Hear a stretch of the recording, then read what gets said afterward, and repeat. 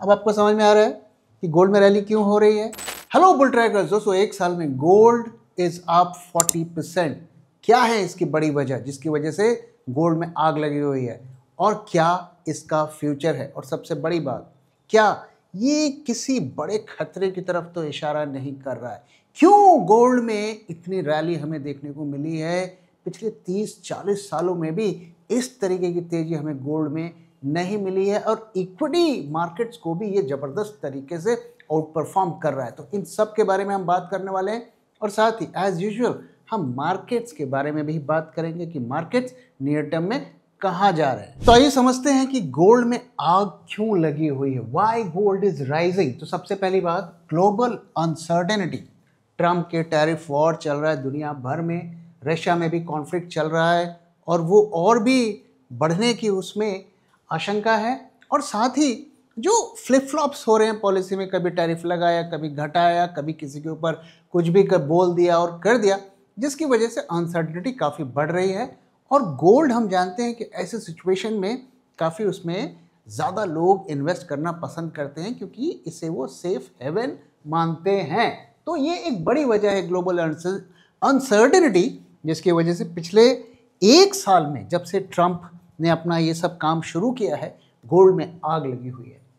इसके अलावा देखिए, weak dollar and rate cuts. तो US dollar had its weakest first half in 50 years. तो यूएस डॉलर्स, जो कि दुनिया भर के इन्वेस्टर्स का प्रेफर्ड इन्वेस्टमेंट मोड होता था, लोग अब वहाँ से भाग रहे हैं। आगे हम डिटेल में भी समझेंगे कि क्या इसकी वजह है।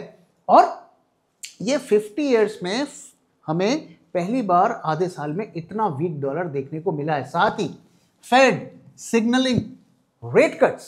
तो जब रेट कट्स होंगे तो गोल्ड और भी ज़्यादा अट्रैक्टिव लगने लगेगा इन्वेस्टर्स को, तो लोग पैसा गोल्ड में मूव कर रहे हैं। Central bank buying. तो पहले सेंट्रल बैंक जो हैं करेंसी की रिजर्व बना के रखते थे यूएस डॉलर्स का, अब वो बोल रहे हैं भैया ये तो वीक भी होता जा रहा है और ये यूएसए में बहुत ज़्यादा फ्लिप फ्लॉप हो रहा है, तो they are shifting to gold और on track to buy 1000 tonnes of gold in 2025।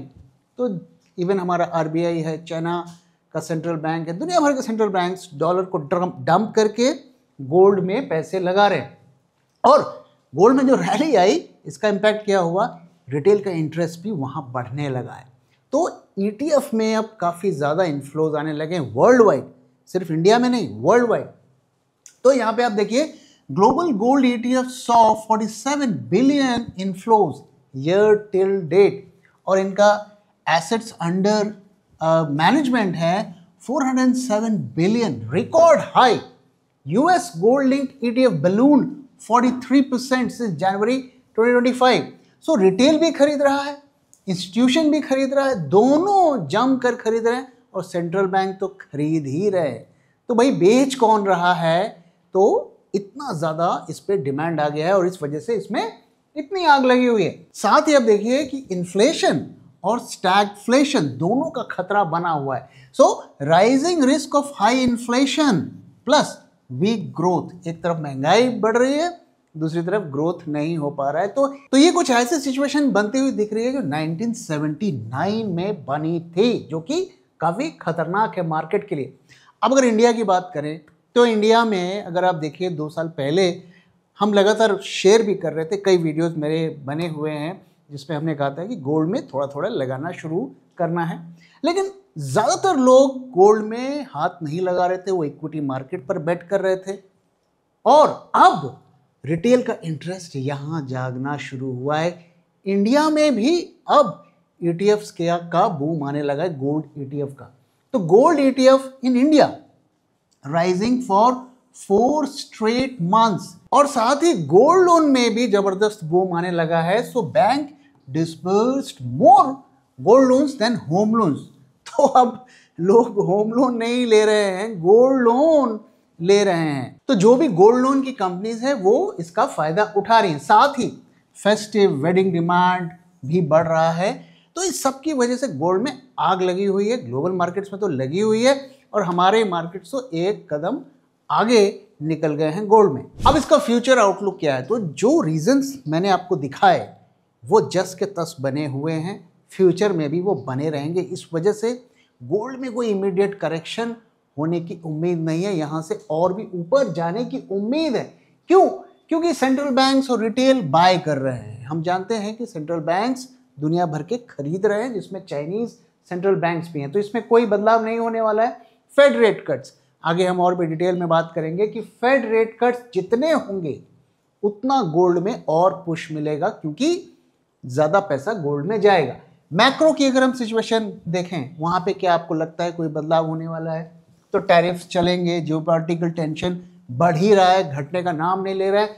Dollar और भी ज़बरदस्त वीक होता हुआ दिख रहा है। इवन यूएस गवर्नमेंट भी चाहता है कि उनका डॉलर वीक हो, तो इस सब से जो गोल्ड में आग लगी रहेगी आने वाले दिनों में। साथ ही स्टैगफ्लेशन का फियर भी बढ़ता जा रहा है और 1970 टाइप की सिचुएशन बनती जा रही है। अगर इंडिया का आउटलुक देखें, सेम सिचुएशन, गोल्ड लोन में उछाल देखने को इतना मिल रहा है, ईटीएफ, गोल्ड ईटीएफ में ट्रैक्शन देखने को मिला है, डिमांड बढ़ रही है और high retail interest due to festive reasons, तो इंडिया में भी गोल्ड में तेजी बनी रहेगी। प्राइस प्रोजेक्शन की बात करें तो इस वक्त गोल्ड अगर यूएस डॉलर्स में देखें तो 3700 के आसपास है। तो लॉन्ग टर्म में अगर हम थोड़ा लंबा आउटलुक लें तो इस फैक्टर्स में कोई विशेष बदलाव होने के चांसेस कम है।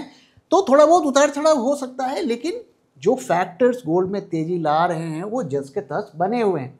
अब यहाँ पे रिस्क क्या है, किस केस में हमें गोल्ड में बड़ी फॉल देखने को मिल सकता है? तो शार्प यूएस डॉलर रिबाउंड, अगर यूएस डॉलर स्ट्रॉन्ग होता हुआ दिखता है ड्यू टू एनी रीजंस, तब हमें गोल्ड में एक फॉल देखने को मिल सकता है। साथ ही faster than expected global growth recovery, अगर ग्लोबली इकोनॉमीज सडनली ग्रो करना शुरू करते हैं, और हम जानते हैं कि ये अचानक से नहीं होगा, मे बी 1-1.5 साल में ऐसा हो सकता है, तब हमें फॉल देखने को मिलेगी। और साथ ही अगर इस तरीके का पागलपन अगर गोल्ड में भी बुल रन हो जाए जैसे इक्विटी मार्केट में हुआ था, तो हम जानते हैं कि हर बुल रन का अंत खराब होता है, तो वहाँ पर भी हमें फॉल देखने को मिल सकता है। तो अभी तो ऐसी उम्मीद है कि ये रैली कंटिन्यू करेगी, लेकिन अगर कोई मेजर प्रॉफिट बुकिंग आता है तभी गोल्ड में हमें सिग्निफिकेंट करेक्शन देखने को मिल सकता है। अब आइए दोस्तों, दो ट्रिगर्स की बात कर लेते हैं जो नियर टर्म में मार्केट्स को इम्पैक्ट कर सकता है। तो पहला जो है वो है ट्रेड टॉक्स। तो हम जानते हैं दोस्तों कि अब इंडिया यूएस में दोबारा से ट्रेड टॉक्स शुरू हो रही हैं। मैंने इसके बारे में कई डिटेल्स आपके साथ शेयर की थी, और इसकी बड़ी वजह क्या थी कि जो हमने एक लॉबिंग का एफर्ट यूएसए में किया है $11 मिलियन स्पेंड करके, उसका अब परिणाम मिलता हुआ दिख रहा है कि we are back to negotiation tables. तो अब इसमें नया अपडेट क्या है? तो chief negotiator from India and the US are meeting in New Delhi today. तो आज उनकी मीटिंग हुई है। अब इसमें कुछ खास निकलने वाला नहीं है, क्योंकि इसमें यह डिस्कशन होना है कि आगे हम कैसे प्रोसीड करें। तो जो उनके नेगोशिएटर और हमारे नेगोशिएटर के बीच में डिस्कशंस चल रही हैं, talks resume to finalize first tranche of deal before the fall 2025 deadline. तो नवंबर तक ऐसी उम्मीद है कि ये बीटीए फाइनल हो जाएगा, बेस्ड ऑन कि अगर ये सक्सेसफुल होता है या नहीं होता है। अब इसका मीटिंग का पर्पस क्या है? जैसा कि मैंने बताया कि ये स्टॉक टेकिंग डिस्कशन है, यानी कि हम किन बारों कैसे आगे प्रोसीड करें, किस बारे में बात करें, उन सब का एक इनिशियल डिस्कशन है। तो इसमें से कुछ खास निकलने वाला नहीं है, लेकिन एक पॉजिटिव साइन है कि कम से कम डिस्कशन, नेगोशिएशन चल रहे हैं। फ्यूचर इम्प्लीकेशंस क्या है कि ऐसी खबरें आई हैं कि India is reportedly preparing to unveil a list of 100 products to reduce import dependence, और अगला डिस्कशन जो है वो जल्दी ही होने वाला है। A team of US trade negotiators will visit India for further discussion on the trade front। तो इस मीटिंग का सिर्फ इतना ही मार्केट पर इम्पैक्ट है कि चलो एक बार फिर मार्केट को एक होप है कि शायद कुछ हो जाएगा, शायद हो भी जाए, लेकिन अभी it is too early to say, और किस लेवल पर एग्रीमेंट होगा, उसका क्या इम्पैक्ट होगा, ये भी हमें देखना है। अब जो दूसरा ट्रिगर है मार्केट के लिए वो है फेड की पॉलिसी। तो फेड की पॉलिसी आई थिंक आज से स्टार्ट हो रही है 2 दिन के लिए, और उसके बाद हमें पता चलेगा कि वहाँ पर क्या डिसीजंस लिए जाते हैं। हम जानते हैं कि ट्रंप का बहुत ज़्यादा प्रेशर है फेड के ऊपर, और वो फेड को कंट्रोल करने की कोशिश कर रहे हैं। इसके चांसेस काफ़ी हाई हैं कि कुछ ना कुछ कट्स फर्दर किए जाएंगे। तो ये जो है एक बड़ा रिस्क मार्केट के लिए भी बनता जा रहा है, क्योंकि अगर आप किसी भी सेंट्रल बैंक को कंट्रोल करने की कोशिश करेंगे और ऐसे सेंट्रल बैंक को कंट्रोल करने की कोशिश करेंगे जो कि पूरी दुनिया से डील करता है, तो ये वर्ल्ड मार्केट्स के लिए एक बड़ा खतरा बन सकता है। आइए इसको थोड़ा और हम समझते हैं। तो कहा जा रहा है कि फेड अंडर सीज, यानी कि ट्रम्प कोशिश कर रहे हैं कि फेड को हम कंट्रोल कर लें, जो कि इतने सालों से एक इंडिपेंडेंट ऑर्गेनाइजेशन रही है। तो Fed historically seen as independent and trusted world wide, पूरी दुनिया का फेड के ऊपर एक भरोसा था और इसीलिए सभी कंट्रीज यूएस डॉलर का रिजर्व बना के रखती थी। लेकिन अब क्या हो रहा है? Trump tried to fire Fed governor Lisa Cook. तो जो फेड चेयरमैन है उनके साथ तो उनकी तू मैं चली रही है, लेकिन जो उनके नीचे जो अलग अलग स्टेट के गवर्नर्स हैं उनको भी वो हटाने की कोशिश कर रहे हैं। तो ये एक केस था, लिसा कुक नाम के फेड गवर्नर थी, उनको उन्होंने फायर करने की कोशिश की, लेकिन कॉन्स्टिट्यूशन में वो अलाउड नहीं है। तो अब वो केस कोर्ट में गया है, देखना पड़ेगा कि इसका क्या परिणाम निकलता है। Pushed Fed to cut rate sharply despite inflation risk. तो हम जानते हैं वो कह रहे हैं कि भाई मुझे नहीं पता, रेट कट करके दो और 2% कट करके दो, इस तरीके की बातें हो रही हैं। और साथ ही फेड को वो कैसे कंट्रोल कर रहे हैं? तो वो अपने लॉयलिस्ट जो यस मैन्स होते हैं, जिनको सिर्फ यही कहना है कि जी हजूर जी हजूर, उन्हें फेड में घुसा रहे हैं ताकि उनका जो वोटिंग राइट है वो भी वहाँ पर अप्लाई हो, वो डिसीजंस को ओवरराइड कर सके। तो उन्होंने अपने एक लॉयलिस्ट स्टीफन मिरान को फेड में घुसा दिया है। अब ये क्यों इंपॉर्टेंट होता है? तो Miran will vote on Fed policy starting September 16 and 17। जो ये मीटिंग चालू हो गई है इसमें वो वोट करेंगे और उनकी वोट की वैल्यू होगी। Trump demands 1% Fed rate quickly, भाई अब भी करके दो, मुझे अब भी चाहिए। और मिरान ने पुश दिस इनसाइड फेड। अब उनका एक आदमी अंदर पहुंच गया है जो कि उनकी बात को वहां फोर्सफुली रखेगा, और उनका टर्म जो है 2026 तक रहने वाला है, लेकिन चांसेस हैं कि उन्हें एक्सटेंड कर दिया जाए। और साथ ही वो लिसा कुक, जिनके ऊपर ये कोर्ट केस चल रहा है, जिनको हटाने की कोशिश कर रहे हैं, उनको रिप्लेस भी कर दिया जाए। और अगर उनको रिप्लेस करते हैं तो 13 साल तक उनकी सीट बनी रहेगी, और साथ ही इसकी भी पॉसिबिलिटी है कि वो अपने आदमी को फेड का गवर्नर बना दें मई 2026 में। तो अब देख रहे हैं कि कितनी खतरनाक सिचुएशन बन रही है। देखिए, इंटरेस्ट रेट को घटाना बढ़ाना ये सब कुछ डेटा के ऊपर डिपेंडेंट होता है, ये आपके विश के ऊपर नहीं होता है।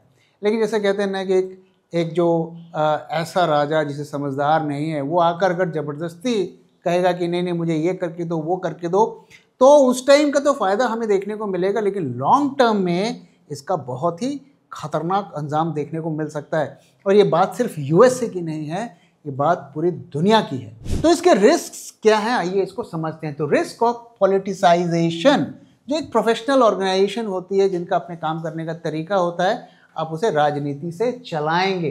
Fade independence weakens, risk of loose policy and high inflation.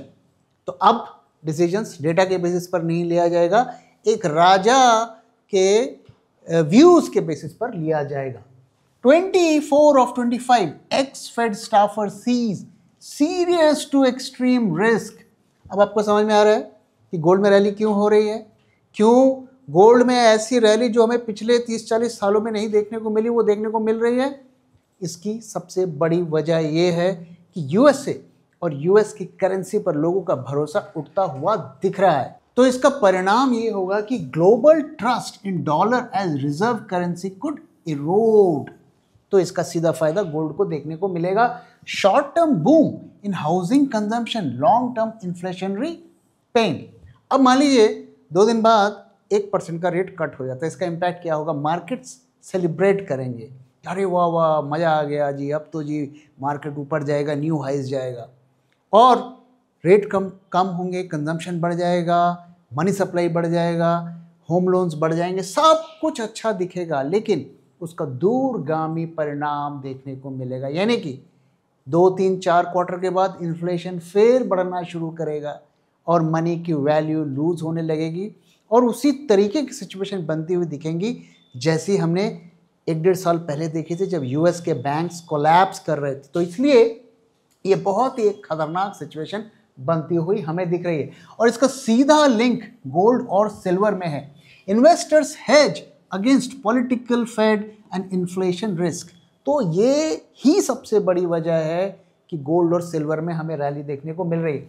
Gold thrives when inflation rises, तो जैसे रेट कट होगा इन्फ्लेशन बढ़ना शुरू होगा। डॉलर वीकेंड्स, ऑलरेडी डॉलर पे ट्रस्ट हटता जा रहा है तो डॉलर वीक होता जाएगा। Global trust in US falters. तो ये परफेक्ट रेसिपी है गोल्ड के राइज की। जिसको भी यूएस डॉलर रखना है वो उसे डंप करेगा और गोल्ड में पैसे लगाएगा। Already in 2025 gold is up 40%, biggest rally since 1979।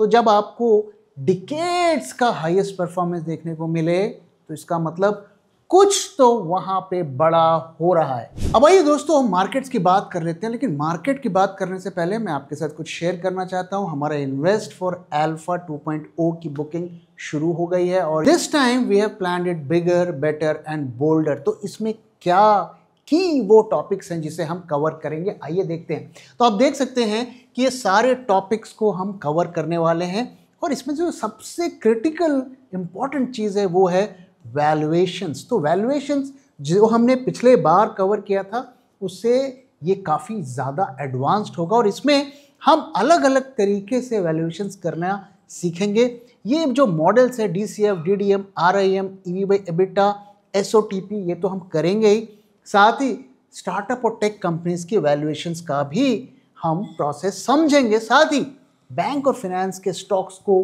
किस तरीके से सही तरीके से हम कैसे वैल्यू करें उसको भी हम समझेंगे। साथ ही और जो हमारे एज एन इन्वेस्टर हमें जानना चाहिए वो भी हम कवर करेंगे, जैसे how to identify growth stories, how to SIP, और जब भी आप कोई पोजीशन बनाएं या बेचें उससे पहले आपकी चेकलिस्ट क्या होनी चाहिए इसको भी हम समझेंगे। और साथ ही अगर कुछ ऐसे सिचुएशन बन जाए जिससे आपको लगे कि आपके पोर्टफोलियो में उसका नेगेटिव इम्पैक्ट पड़ने वाला है तो उसको कैसे हैंडल करें, यानी कि कैसे अपने पोर्टफोलियो को हेज करें, इसके बारे में भी हम बात करने वाले हैं। तो अगर आपको इंटरेस्ट है तो स्क्रीन पर दिए हुए नंबर से हमसे कांटेक्ट करिए, हम इसके बारे में और भी ज़्यादा डिटेल्स आपके साथ शेयर करेंगे। और हाँ दोस्तों, ये टोटली ऑनलाइन है तो आप अपने घर में बैठकर भी इस इवेंट को ज्वाइन कर सकते हैं और हमसे इंटरैक्ट भी कर सकते हैं, क्वेश्चंस भी पूछ सकते हैं। सेशन के बाद ये इसकी रिकॉर्डिंग भी आपको अवेलेबल कराई जाएगी। तो नवंबर 8 एंड 9 सवेरे 9:30 बजे से शाम के 6:30 बजे तक। अब आइए दोस्तों आज के मार्केट्स की बात करें। तो आइए पहले डेटा को देखते हैं, डेटा हमें क्या बता रहा है। तो आज 16 सितंबर है और निफ्टी कन्विंसिंगली 25,000 से ऊपर चला गया है, 25,239। आज अच्छी रैली देखने को मिली, 170 पॉइंट्स की रैली हमें देखने को मिली। कल के दिन मार्केट्स डाउन थे। अगर हम वॉलेटिलिटी में देखें तो वॉलेटिलिटी में बहुत इंटरेस्टिंग चीज़ हो रही है। पिछले कई दिनों से अगर आप देखिए वॉलेटिलिटी में कोई बदलाव नहीं है। विक्स भी सेम लेवल पर चल रहा है, इनफैक्ट विक्स काफ़ी लोअर लेवल पे चल रहा है। ऐसा क्यों हो रहा है? क्योंकि अभी कोई भी मार्केट के लिए ट्रिगर नहीं है, ना पॉजिटिव ना नेगेटिव। जो नेगेटिव था होना हो गया, जो पॉजिटिव था वो होना हो गया। कोई भी नियर टर्म में ट्रिगर नहीं है। GST rate cuts was the last trigger. अब अगला जो ट्रिगर है वो है फेड की पॉलिसी, लेकिन विक्स रिएक्ट नहीं कर रहे हैं। आपको पता है इसका रीज़न क्या है?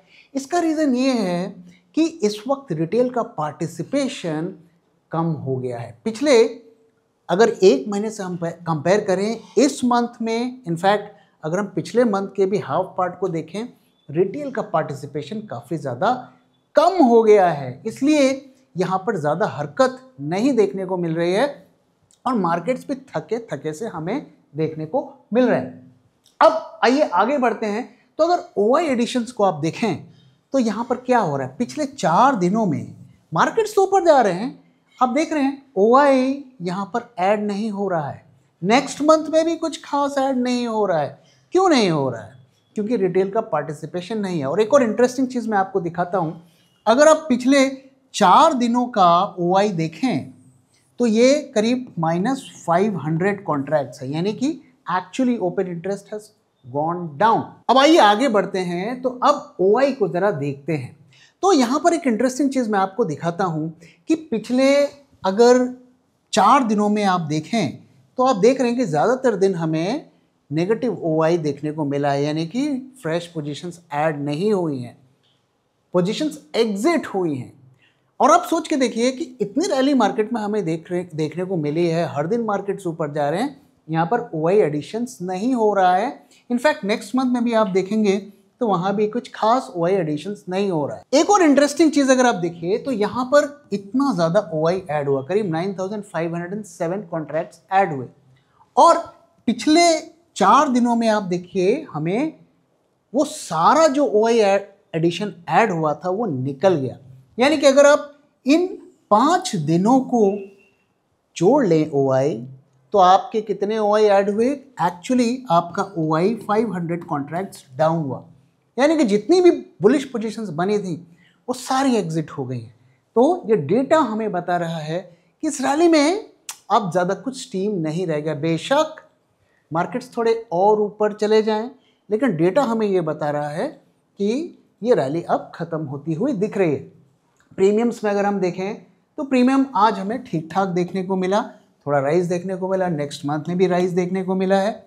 और टर्नओवर भी अगर आप देखिए तो एवरेज से थोड़ा कम है। ओवरऑल हम देख रहे हैं कि टर्नओवर में हमें गिरावट देखने को मिली है पिछले कई दिनों से। आप देखिए इसके बाद हमें लगातार गिरावट कम देखने को मिली है। साथ ही एनएससी ने एक और डेटा पब्लिश किया है कि अगस्त के मंथ में काफ़ी नए जो अकाउंट खुले हैं वो काफ़ी कम है, उसमें 20% की गिरावट आई है। तो रिटेल का इंटरेस्ट थोड़ा कम होता हुआ दिख रहा है। एडवांस डिक्लाइन रेशियो अच्छा है आज का दिन। और अगर आप यहाँ पर एफआईज की इंडेक्स शॉर्ट की पोजीशन देखें तो कल तक उन्होंने अपने शॉर्ट्स को मेंटेन किए हुए हैं, कोई इसमें मेजर यहाँ पर कट्स नहीं हुए हैं। थोड़ा बहुत यहाँ से अगर आप कंपेयर करेंगे तो थोड़ा कट हुआ है, लेकिन कोई सिग्निफिकेंट नहीं है। और आज का डेटा अभी तक नहीं आया है, तो ये हम कल आपके साथ शेयर करेंगे। अब आइए क्विकली चार्ट की भी एनालिसिस कर लेते हैं कि चार्ट से हमें क्या क्लूज मिल रहे हैं। तो अगर आप आज का चार्ट देखें तो यहाँ पर हमें क्या देखने को मिल रहा है, तो यहाँ पर एक जिसे काफ़ी लोग डब्लू पैटर्न कहते हैं, उस टाइप का पैटर्न यहाँ पर बनता हुआ दिख रहा है, जो कि आमतौर पर बुलिश कहा जाता है। साथ ही अगर आप देखिए तो ये एक हायर लो पैटर्न भी बनता हुआ दिख रहा है, तो ये भी काफ़ी बुलिश इसे आप कह सकते हैं। लेकिन जो चीज़ मुझे बॉदर कर रही है वो क्या है, वो ये है कि पिछले कई दिनों से आप देख रहे हैं यहाँ पर वॉल्यूम काफ़ी कम है। तो रिटेल के एब्सेंस में मार्केट लॉलीपॉप दे रहा है, रिटेल को बोल रहा है कि भैया आओ मार्केट में, यहाँ पे देखो कितनी तेजी हो रही है। यहाँ पे एक्चुअली रिटेल का पार्टिसिपेशन नहीं है, तो जब तक रिटेल नहीं घुसेगा हो सकता है मार्केट धीरे धीरे ऊपर ही जाए। और दूसरी चीज़ जो मुझे बॉदर कर रही है कि अगर मैं इस हाई को और इस हाई को लूँ और इस MACD को लूँ तो यहाँ पर मुझे डाइवर्जेंस देखने को मिला है, क्योंकि यहाँ पर ये ऊपर जा रहा है और यहाँ पर ये थोड़ा नीचे। तो इसलिए ये ट्रेंड जो है ये एक क्वेश्चनेबल ट्रेंड है, मैं इस पर ज़्यादा भरोसा नहीं कर रहा हूँ। और इसीलिए मैंने आपके साथ 2 दिन पहले शेयर किया था कि अपनी बुलिश पोजीशंस को हमें कट कर लेना है, कैरी नहीं करना है। शॉर्ट्स के लिए मैंने अभी नहीं कहा था कि शॉर्ट्स ओपन करना है। और शॉर्ट का लेवल क्या है, तो शॉर्ट का जो लेवल है इस वक्त अगर आप देखिए तो ये लेवल है 25,165। इसके नीचे ही शॉर्ट जाने का कोई मतलब बनता है, और जब तक इसके ऊपर होता है तो हमें वेट एंड वॉच रहना है। अभी हम करीब 25,240 के आसपास हैं, तो थोड़ा गिरावट जब मिलेगी तभी हमें शॉर्ट करना है। वैसे भी सामने फेड की मीटिंग है, जब तक वहाँ से हमें क्लूज नहीं मिलते हैं हमें मेजर पोजीशन बनाने से थोड़ा बचना चाहिए। तो दोस्तों इसी के साथ इस वीडियो को मैं यहाँ पे खत्म कर रहा हूँ। वीडियो कैसा लगा जरूर बताइएगा और अपना फीडबैक भी शेयर करना मत भूलिएगा। Thank you very much for watching and thank you for your time.